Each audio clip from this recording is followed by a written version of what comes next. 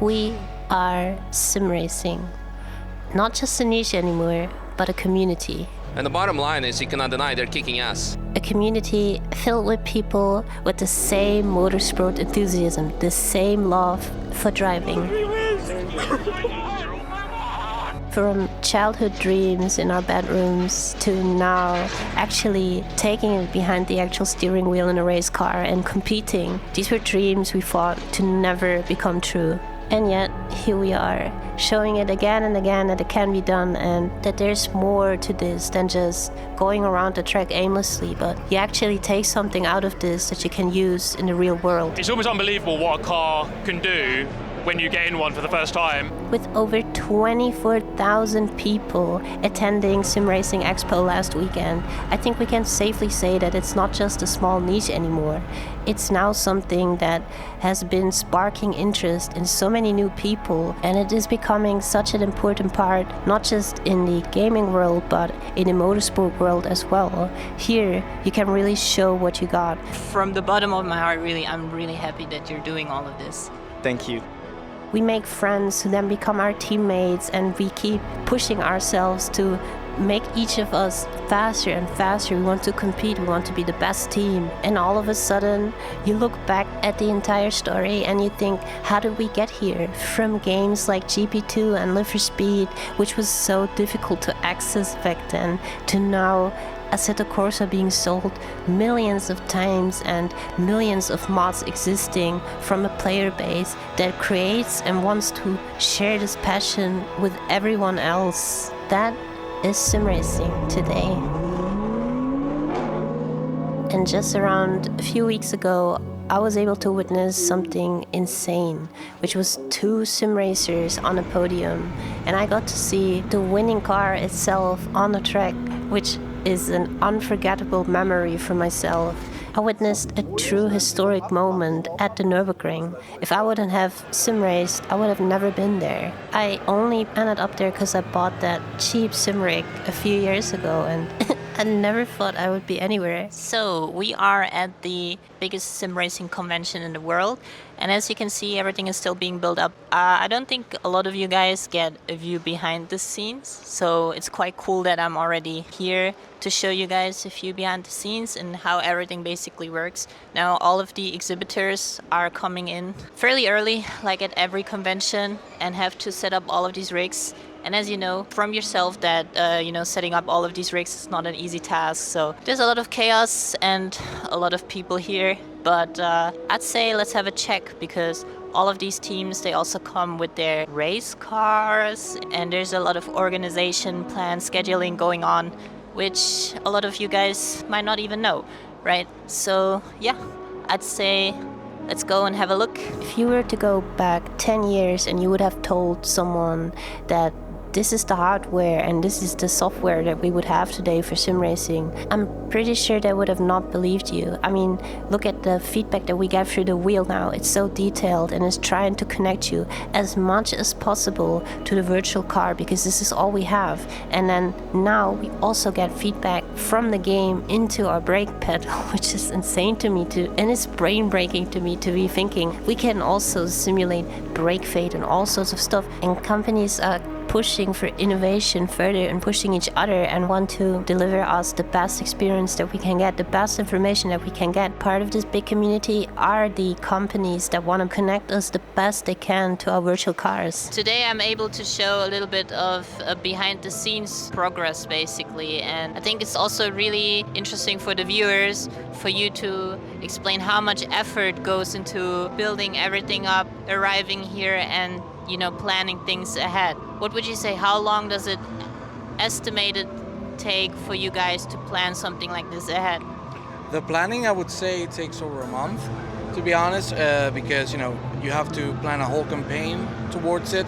If you have a new product launch like we do with the DDX wheelbases, you really need to get everything in time, because there are a lot of factors like manufacturers, everybody preparing the software, etc. But I would say around a month, more or less. Around a month, and then once you're here and you got everything ready, how long is the building process? Because I know you already explained to me that everything already comes almost finished and then you have to set up the last bit of stuff. How long does that take you roughly? I'd say a couple of days. Yeah. First day mostly building, finishing the cockpits, and then the second day we focus on, in this case, the DDX bases, fine-tuning it so everybody has a good preset and they can try out different stuff. How many times have you guys been here already? Well, we've been here various years, even before when it was on the Nordschleife. Personally, this is my second year. I started working at SimLab exactly tomorrow, the 17th, on this expo. Yeah. So, we're very, very excited. All right, thank you. Thank you very much. We are now still witnessing the SimRacing Expo growing parallel along with SimRacing. If you think back, the Gamescom, when it started, it was growing along with the gaming community. It was all not that accepted yet. It was all still by the media framed as like, oh, gaming is bad for you, but it has always grown and look where it's now. Guys, this is totally wild. We just opened here and the people are standing line until I don't even know where. There's so many people everywhere. So would you say that, I mean, it's just Friday and it just opened, right? That it has probably grown the last few years?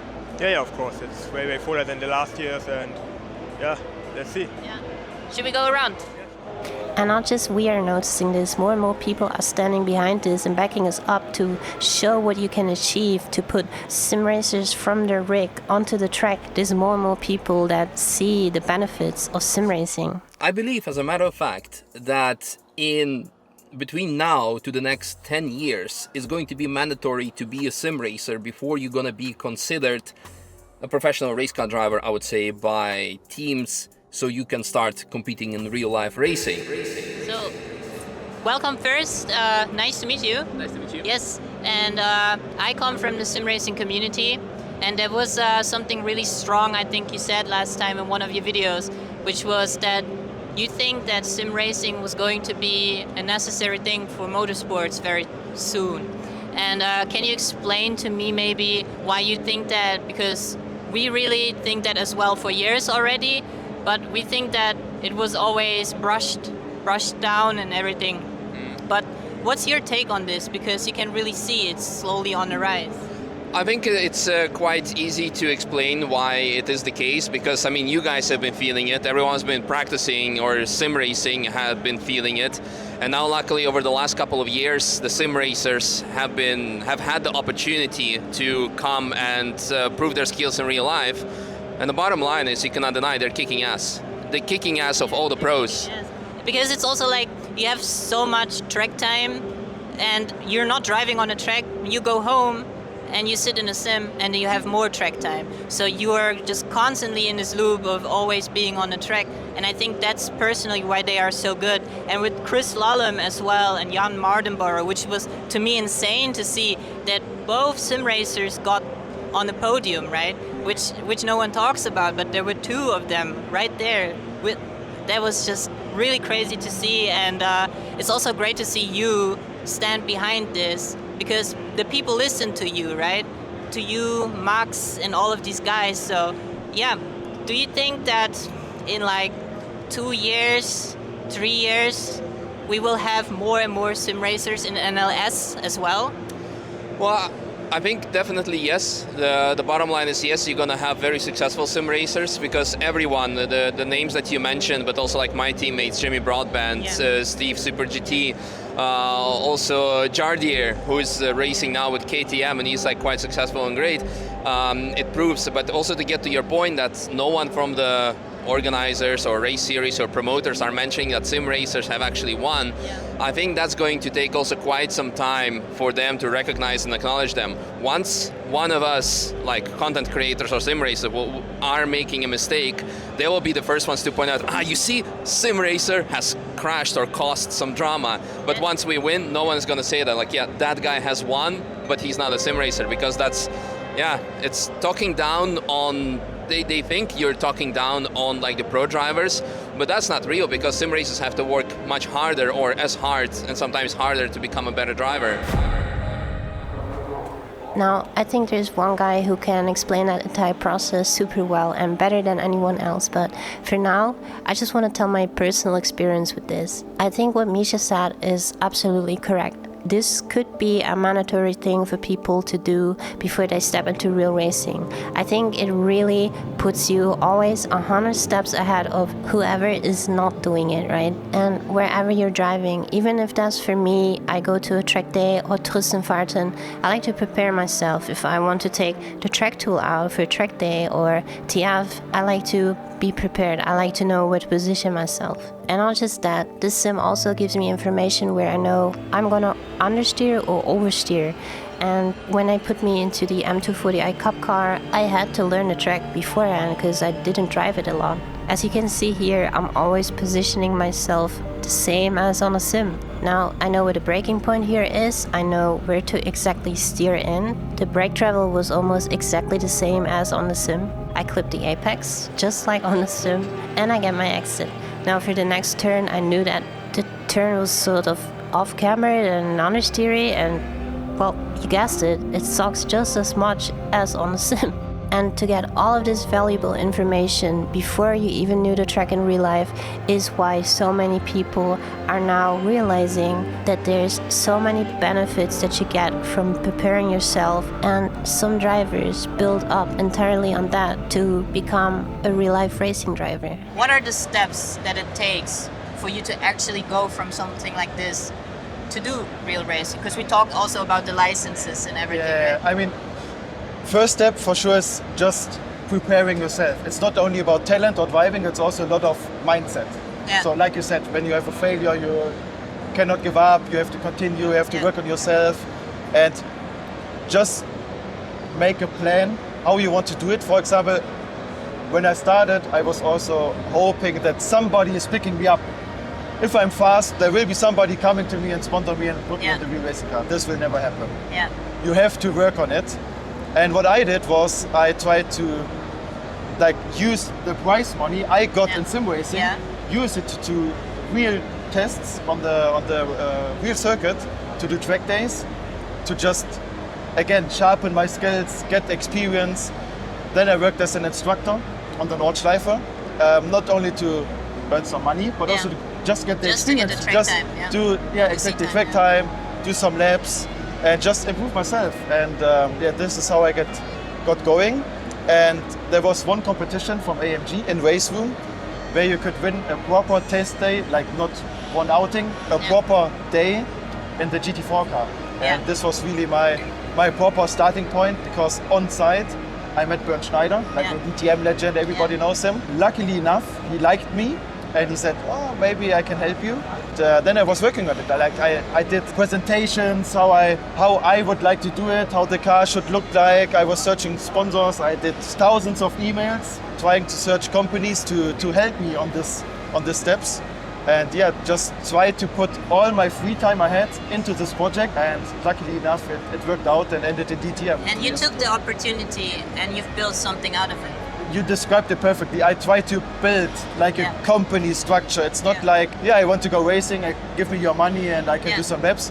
I want to build projects, I want to build campaigns. The story from Sim to DTM is now evolving into a company. We have like merchandise, carpets, we are offering simulators. So all my knowledge I try to put into this project, which then earns money again, which I can use for racing. So it's not straightforward. Like I mentioned, that there will be somebody who just picking you up and say, you can drive Formula One. This will never happen. You have to work a lot. Luckily enough, it worked out for me. It would be, I think we're gonna have maybe like another decade until like people from our generation will find sim racing normal and actually valuable to appreciate, that people start recognizing it. But that's why I'm saying it right now. People, sim racing will become more important than karting, probably, to a certain extent. That's so nice to hear you say that, because from someone who comes from sim racing myself, it's really tough to get this feedback from people, because you go on track and they will be like, it's not a game after all. It takes one mistake, and you know this yourself. In your videos, you do one mistake, people point their fingers immediately at you, and for sim racers, that's the same. Immediately they remind you it's not a game and stuff like that. So it's really cool that you acknowledge this, and thank you so much from the entirety of the sim racing community, I think, to be standing behind this and not be so closed-minded, right? And that's really good, and we need more people like you to do this. So yeah, guys, I don't need to announce him, you know him anyways. So yeah, it was really nice seeing you, and thank you for the nice words. Thank you. Thank you. Yes. Thank you. And through people getting the chance to prove it over and over again that you can take it to the real racetrack, you, as someone who might not be able to do that yet, can be assured that what you're doing in a sim can actually transfer into real life racing. Now, that means that it's an affordable way for you to compete with people and have real racing, even if the sim isn't real, but the racing is real and you know where it can get you. That's something that I think is crazy that it's being more normalized now, because that's exactly why motorsport is merging with sim racing more and more, because a lot of drivers could be born in a sim. One of the best drivers to be alive could just be sitting in a sim right now and is maybe not even that popular. And that's exactly what's so cool about this. It's an accessible entrance into the world of motorsports and driving, and you do not have to be rich or pay huge amounts of money to be experiencing that entry.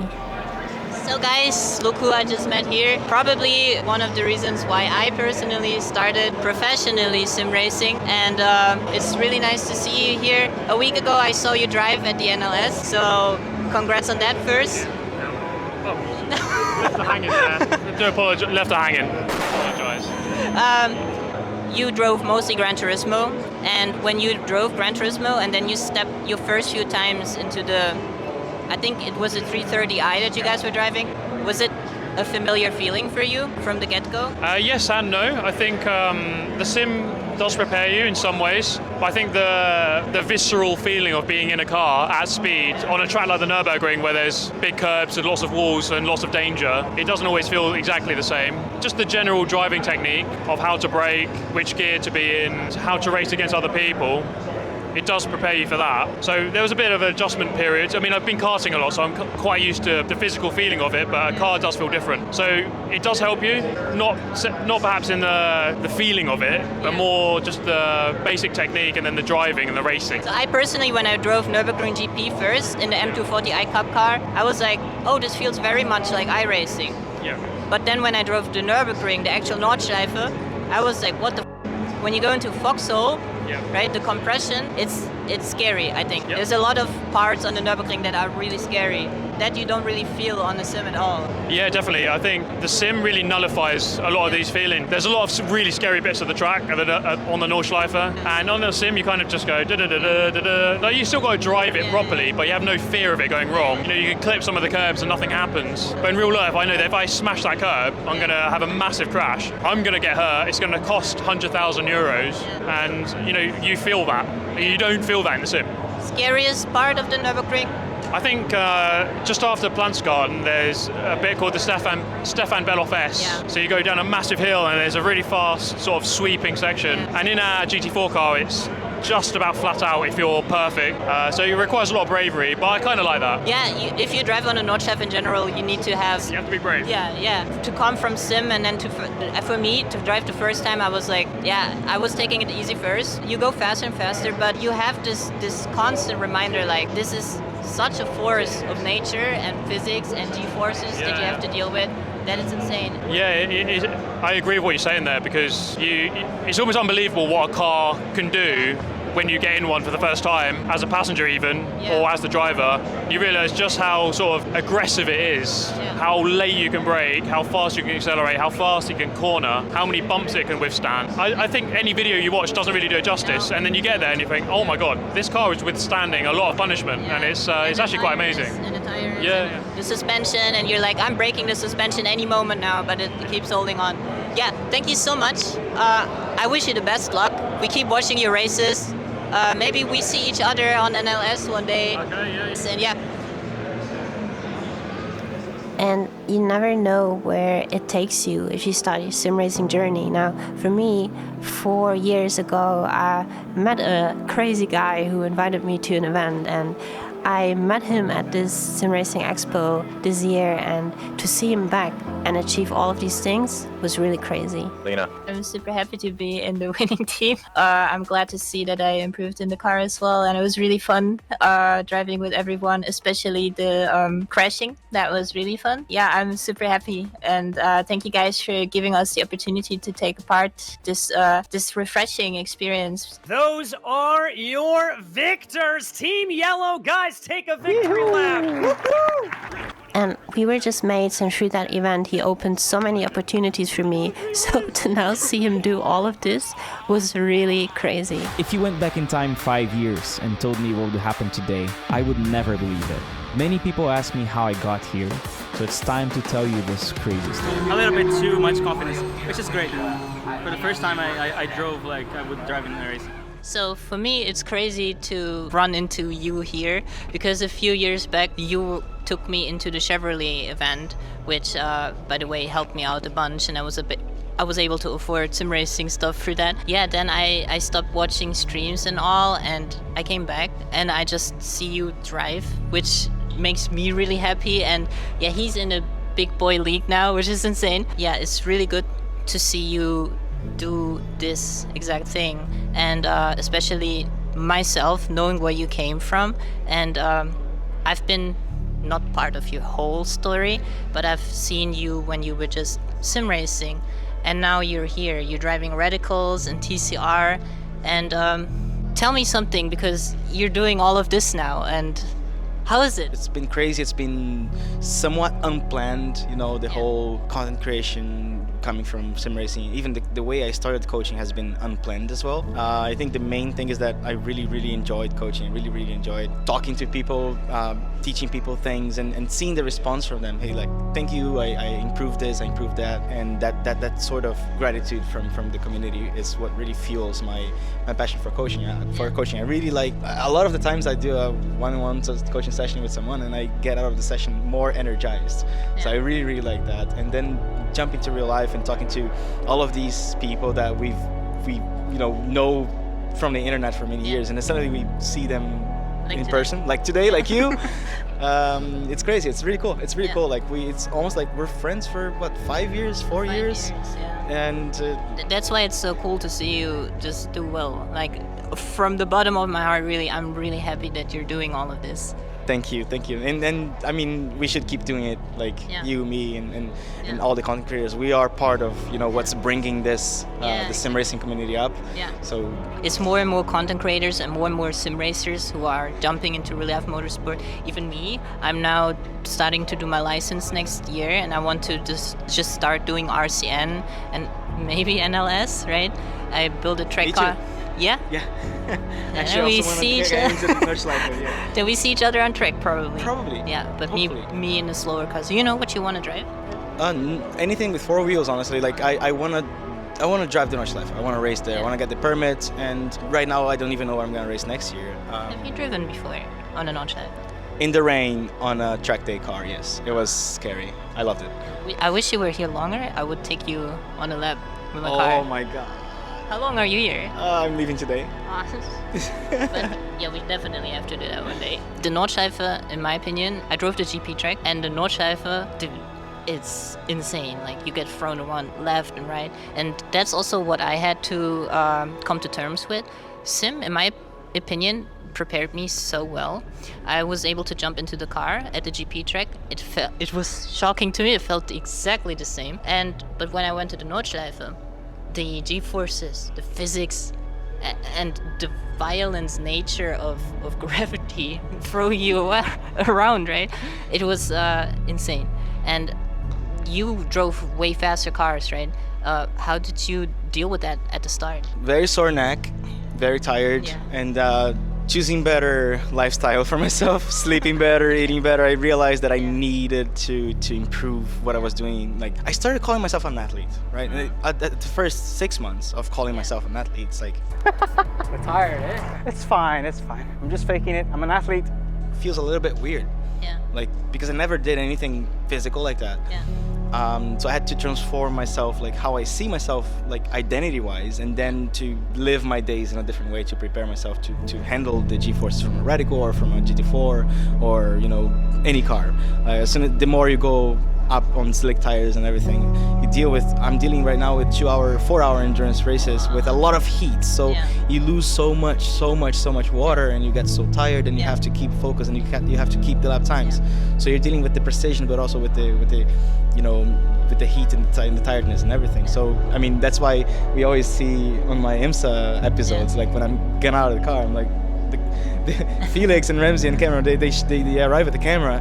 How was it? And I'm like, wait, I need to, you know, because I'm still not there in level of physical preparation, but it takes years. This is my 3rd year racing in real life, and I'm still adapting. So I'm trying to catch up with to the guys that started in karting and then did a lot of, you know, that grew up doing that. I didn't grow up doing that, so now I have to do 10 years in one, 10 years in two. And like Misha's already said, it's so much harder for a sim racer to just jump into this, because compared to the kids in karting and those who have started from a very young age, so their bodies were already able to adapt to all of this. They have years of preparation, so you as a sim racer just jumping into this makes it even more harder, and you have much less time to prepare for all of this. You need to get fit, you need to be physically able to withstand all of the G-forces, and while all of the other people had years to prepare, you did not. And that's the difficult part of a sim racer, because you just get thrown into basically, and it's like, good luck. Exactly. It's like you're level... 1 second. Sorry. It's like, it's basically like you're a level 2 player in a level 20 dungeon, and you have to catch up, and you have to tackle it, basically. That's awesome. So yeah, thank you so much. I wish you the very best luck. We will keep following your races, of course. I would have so many more questions still, but as you saw, I'm being calm. No, and same for you too. Like, keep doing what you're doing. I want to see you driving at March Life. I want to see your videos. And, you know, eventually we might race together. So hopefully, yes. And I will take you on a lap. Yeah, that's for sure. Let's go. Okay, thank you so much, Suellio, and best of luck. Now, for me, I just love driving, and I love cars, and I'm into car culture, as you guys know, but I got my fix, and I think because of my years in sim racing and competing, I do want to try next year to possibly make my license and drive some RCN, even if that's all that we can do. I'm already happy with that. It's a childhood dream of mine to be on a racetrack and race, and I'm pretty sure that with the right practice, I could be at least not absolute ass, right? I could be probably perform pretty alright. That's at least what I'm expecting. I might be wrong, but I do want to try it because I only live this one life, and why not give it a shot, right?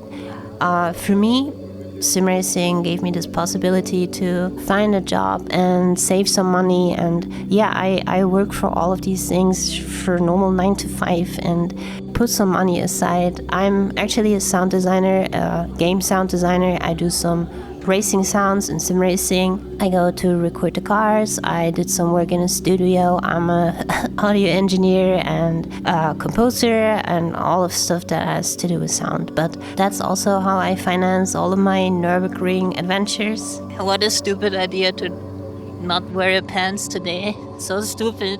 I might ask someone for sweatpants or something. Holy shit. And first and foremost, my main focus will always lie on my own car, because that's a dream of mine. That's something I always wanted to do, and I always want the possibility to take my car and just go to the Nürburgring. I want to have the possibility to learn on sim and then take my car, go to the Nürburgring, do my TF, do my track days, and then, possibly go and drive RCN, because then I will have so much seat time that it might prepare me. Maybe it does, maybe it doesn't. Who knows? We will see. But I will definitely give it a shot. So that's my dream, and I try and pursue with it. Of course, the car is coming along really well. You guys will see it. It's gonna be prepared fairly hardcore for the next season, and I can't wait to show you guys. And I'm just a believer that because I have this possibility to always go to the Nürburgring, I should take it. I want to have a car that I can do this with and always be on track, because it's my passion. It's something I just love. It's driving, and sure, competing is fun and all, but driving, especially on a track like the Nürburgring. So to me, RCM, I think, is the best fit.